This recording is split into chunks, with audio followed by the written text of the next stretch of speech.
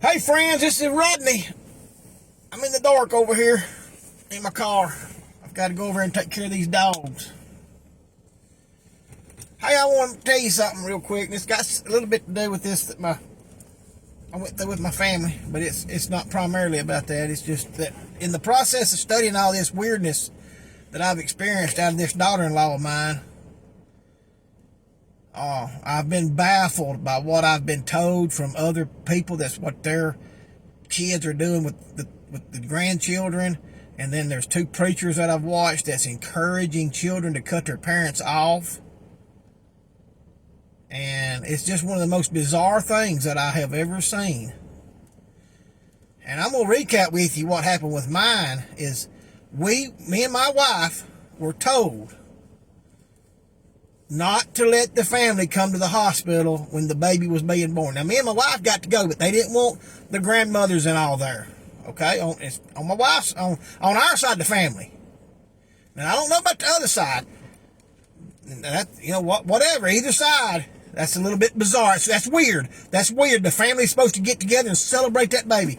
When my kids was being born, I wouldn't have cared if my great uncles would have showed up. We was going to celebrate that baby. That's what normal humans do. That's what normal humans do. And then we were told, my wife, prior to them even getting married, she took some food over there one time and she was told don't come back without calling first. Okay? That's when they was dating. That's when my son was dating this woman he's married. And then my wife was told don't buy the baby nothing without sending a picture first. Okay? And then we had to tolerate some almost like some appointments when we did get to go see the baby. And I hadn't seen the baby but 3 times within the first 6 months of its life, and now it's about 9 months old, or 10 months maybe now, which I'm not talking to him, and I'm not going to. I hope I never have to be in a room with her again. I mean, it's just, it makes my skin crawl. She makes my skin crawl. And some things that I've learned about her family, they make my skin crawl. Okay? It's like the bugs are getting on me, just the thoughts of it. But I heard today that a woman shared a picture of her grandbaby on Facebook, and her kids just went crazy. Okay? I heard last week about a woman kissed her grandbaby on the head, and they quit bringing the baby around up to then 3 months. And then I've watched this on Facebook about these preachers encouraging kids to disown their parents or cut them off for the way they was raised. Well, let me tell you something. This is the truth. This is the truth. My daddy had an active part in my 2 boys' life. And I'm gonna tie some stuff together for you, for some of you stupid kids that think your family ain't done what they're supposed to do for you. I'm going to just tell you about mine. My daddy taught both of my boys how to run heavy equipment. He took them deer hunting and he took them fishing. I taught them how to run heavy equipment. I taught them how to fish and hunt because I was right there with my daddy. When I wasn't putting septic tanks in and they're learning something from me, they was with my daddy. And then I went to work in the Boilermakers, and they was helping my daddy. My kids was 18, 17, 18 years old. They was already running heavy equipment and could frame houses. All right? And then my wife's mom and daddy had a place down there at the beach, and my kids learned how to swim down there because they was down there 2 or 3 times, 2 or 3 weeks a year, or maybe more, swimming and hanging out at the beach. So my 2 boys was living up the rich life, hunting and fishing, and then learning to work, and then they was getting to go to the beach, learn how to swim.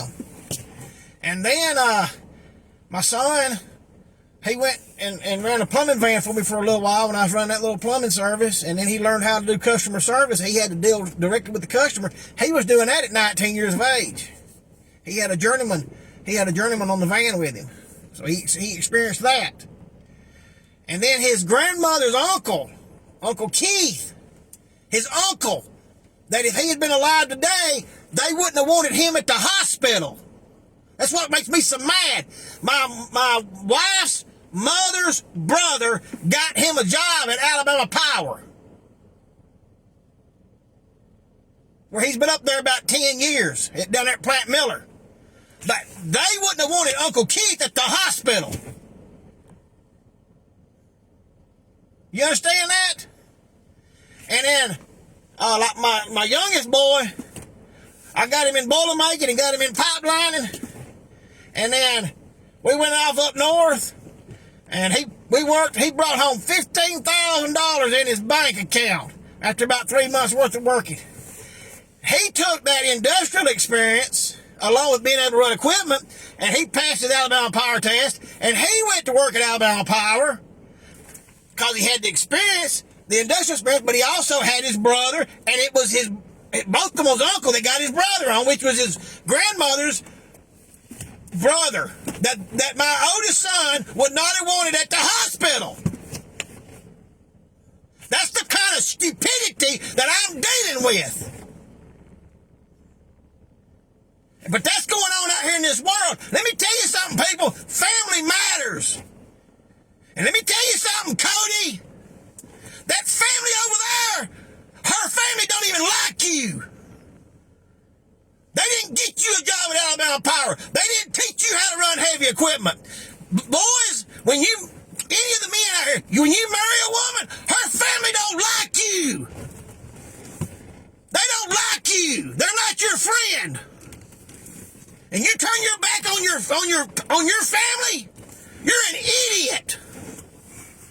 You people, I don't know what's going on out here, but family matters. It ain't that you owe your family anything, it's that you wouldn't be where you are today without your family.